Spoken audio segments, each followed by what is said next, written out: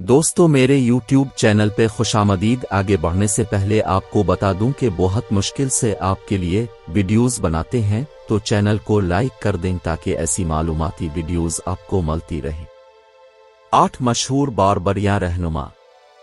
Number 1، آرمینسک۔ 18 قبل مسیح کے ارد گرد جرمن چیروسی قبیلے کے ایک معزز گروپ میں پیدا ہوا۔ آرمینسک، جرمنی میں ہرمن کہا جاتا ہے، کو بچپن میں رومیوں نے اپنے گھر سے نکال دیا اور رومی مسلح افواج میں خدمات انجام دی۔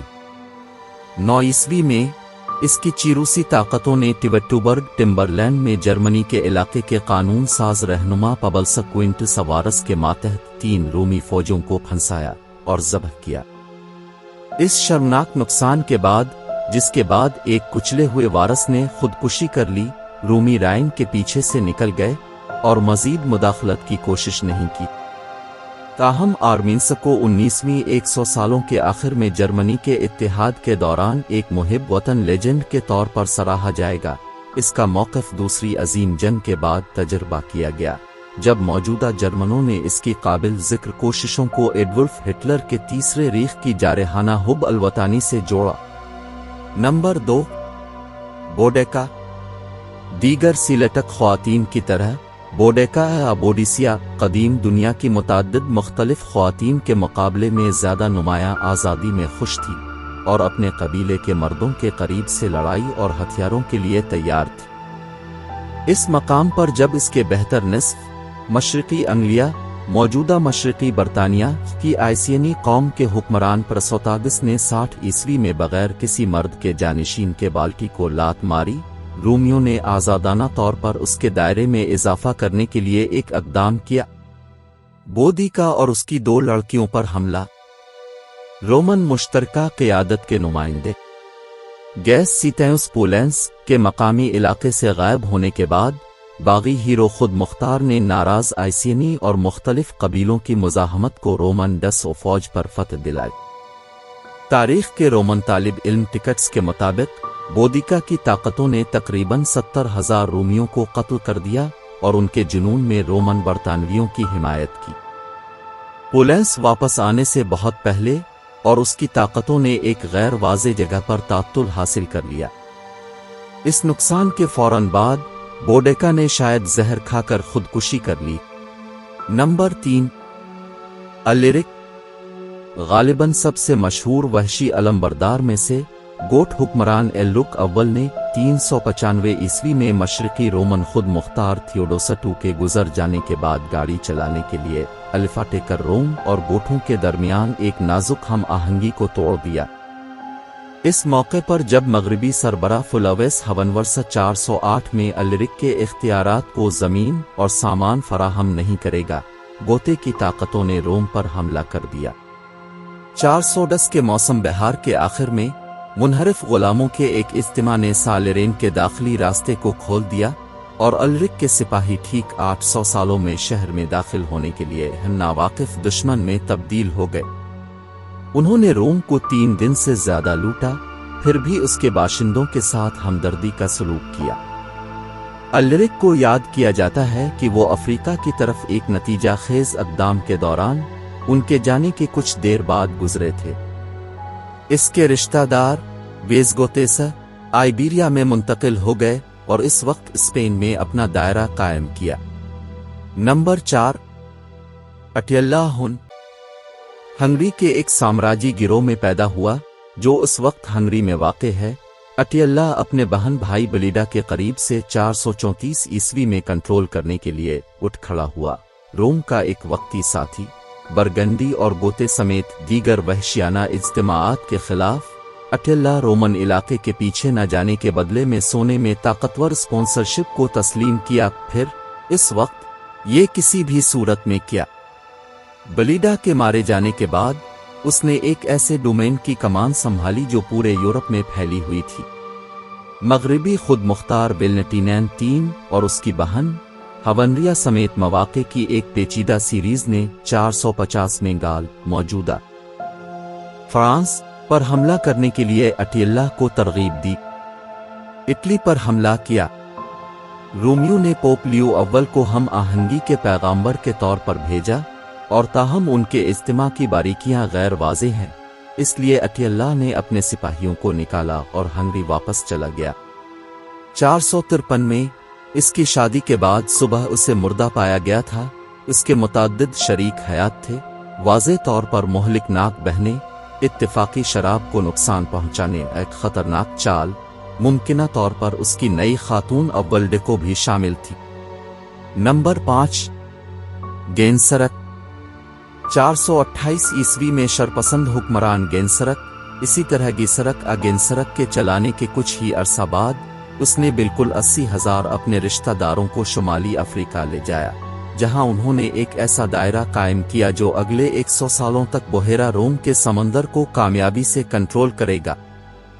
खुद मुख्तार वेलनेटिनैन III के मारे जाने के बाद इस मुआहदे को कालअदम करार देते हुए, जिसमें इसकी छोटी लड़की यूडवशिया की गेंसरक के बच्चे से शादी की जमानत दी गई थी, शरपसंद 455 में रोम पर चले गए।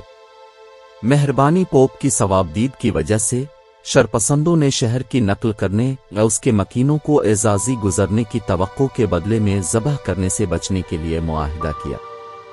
एक फातेह गेंसरक बाद में शुमाली अफ्रीका वापस चला गया, जहां उसने 2 रोमन हमलों 461 और 468 में को मुअस्सिर तरीके से कुचल दिया और स्कंदरिया, मिस्र से अनातोलिया तक मशरकी दायरे के इलाकों पर हमला किया। उसने बाकायदा 478 में बाल्टी को लात मारी, अभी तक लड़ाई के मैदान में नाकाबिल शिकस्त है। नंबर 6, ओडवसर। ज्यादातर मुहक्किकीन इस बात पर मुत्तफिक हैं कि ओडवसर इटली का बुनियादी वहशी लॉर्ड इडेको हुन का बच्चा था, जो जर्मन सिक्किरी कबीले का हुक्मरान था और खौफनाक हुन के अलमबरदार अटिल्ला का रहनुमा था। 476 ईस्वी में इटली में रोमन आर्म फोर्स में कमांडेंट के तौर पर भर्ती होने के बाद ओडवसर ने एक रोमन जनरल ओरस्टस के खिलाफ मुजाहमत की, जिसने मगरबी खुद मुख्तार जोलिस निपोस को माजूल कर दिया था और उसके नौम्र बच्चे रोमविलिस अगस्टविलिस को हुक्मरान करार दिया था। ओडवसर की ताकतों ने ओरस्टस को पकड़कर फांसी दी और रोमविलिस अगस्टविलिस मगरब में आखिरी रूमी हुक्मरान को बहुत दूर भेज दिया, शर्म के साथ जलावतन कर दिया गया। ताहम उसने बाज़ाब्ता तौर पर बाज़ंतैं खुद मुख्तार जीनो की ताकत को तस्लीम किया। ओरस्टस जोलिस निपोस को मगरब में हुक्मरान के तौर पर दोबारा कायम नहीं करेगा, जैसा कि जीनो की जरूरत थी, बल्कि अपने आप को रब का ऐलान करेगा। वो एक नर्म मिजाज हुक्मरान था, जिसने रोमन कैथोलिक मजहब के अमल की इजाजत दी, बावजूद उसके कि इसके अपने आर्यन ईसाई एतिमाद थे। आखिरकार ऑस्ट्रोगोथिक मशरकी गोट के अलंबरदार तेओडोट के साथ जीनो के इत्तेहाद का मतलब ओडवसर की हुक्मरानी के लिए एक खास अजाब था, जैसा कि ऑस्ट्रोगोथे ताकतों ने 489 में इटली पर हमला किया और इससे पहले ही तकरीबन पूरे जमीनी हिस्से को अपनी लपेट में ले लिया। ओडवसर ने अंदाजा लगाया कि रिवीना में कुछ वक्त कैसे इंतजार किया जाए, फिर भी 493 में बाहमी तौर पर शहर की निगरानी के इंतजाम पर रजामंदी के बाद तेओडोट ने ओडवसर, इसके खानदान और उसके पैरोकारों को कत्ल कर दिया। नंबर 7, क्लवोस। क्लवोस अव्वल मीरोनिगीन रवायत का मरकजी रहनुमा था, जो 500 से 750 ईस्वी तक गाल और जर्मनी में कंट्रोल करेगा, और इसे फ्रांस के पीछे सरखील के तौर पर देखा जाता। चाइल्ड्रुक का बच्चा, एक जर्मन कबीले का उग्नोस्टक लॉर्ड जिसे सालिन फ्रैंक्स के नाम से जाना जाता है, क्लवोस ने 481 में आला मकाम की तवक्को की, जब वो सिर्फ 15 साल का था। 486 में सवासस की तसादुम में गाल के आखिरी रोमन कानून साज सरबरा पर काबू पाने के बाद क्लवोस ने राइन के मगरबी किनारे से बहेरा अटलांटिक तक फैले हुए मुख्तलिफ फरीनकिश लोगों के गिरोहों का एक मुत्तहिद दायरा कायम किया। क्लवोस ने बड़े पैमाने पर कैथोलिक मजहब को मुकम्मल तौर पर तब्दील कर दिया और उसके दायरे में रोमन और जर्मन समाजी तरीकों को मिलाया गया। नौजवान वेस्गोते हुक्मरान इलार्क II के साथ एक मायकावी शोडाउन ने क्लवोस के हुक्मरानी का काफी हद तक जायजा लिया फिर भी 507 में कलवोस ने मगरबी फोकल गाल में पोर्ट्रिस के करीब अपने मुखालिफ को कुचलकर मार डाला। पेरिस में अपने डोमेन की नशिस्त से कलवोस ने अपने दायरे को मजीद बढ़ाने की कोशिश की, ताहम इटली के मजबूत ऑस्ट्रोगोते रहनुमा तेओडोर्क ने उन कोशिशों में रुकावट डाली।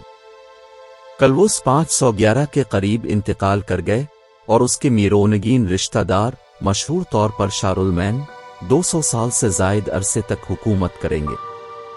कम अज कम 18 मुस्तकबिल के फ्रांसीसी लॉर्ड्स का नाम लुइस होगा, जो कलवोस की लातीनी जबान की मुवाफिकत है। नंबर 8 थियोड्रिक। बचपन में तेओडोर को मशरकी रोमन डोमेन के कैदी के तौर पर कुस्तुनतुनिया भेज दिया गया था ताकि उसके वालिद ऑस्ट्रोगोथक कबीले के रहनुमा थियोडीमीर के साथ रोमन गोते की आबादकारी की जमानत दी जा सके। ताहम उसने कभी ये नहीं सोचा कि किस तरह पढ़ना या तहरीर करना है। इसने रोमन सकाफत के मुतअद्दिद हिस्सों को कबूल किया। 488 AD में तेओडोर ने इटली पर हमला किया, बुनियादी तौर पर पूरे लैंड मास, और 493 तक सिसिली पर काबू पा लिया, जब इसने अपने मुखालिफ ओडफ्सर को कंट्रोल और मार डाला। इसके अपने मंसूबे से तेओडोर के 33 साल से ज्यादा इक़्तिदार में इटली में हम आहंगी बरकरार रही। उसने 2 गोठों और रूमियों के लिए मुंसिफाना हलाल सलूक की जमानत देने के ऐलानात किए और इस बात पर तवज्जो मरकूज की कि दोनों इज्तिमाआत को बिलतरतीब मुत्तफिक रहना चाहिए। एक वहशी लॉर्ड की वहशियाना उमूमियत से बहुत दूर तेओडोर ने अपने आप को शानदार जामनी रंगों में मलबूस किया, जो रोम के सरों की तरफ झुका हुआ था और तहजीब के आइडियल काश्तशदा जिंदगी का तरक्की की तज़ीम करता था। 526 में इसके इंतकाल के बाद वो मगरबी रोमन सल्तनत के ज़वाल के बाद इसकी पुरसुकून मुंसिफाना इंतज़ामिया और इटली की इसकी तजदीद के लिए तेओडोर दी लाजवाब के तौर पर पहचाना जाएगा। दोस्तों, आज के लिए इतना ही।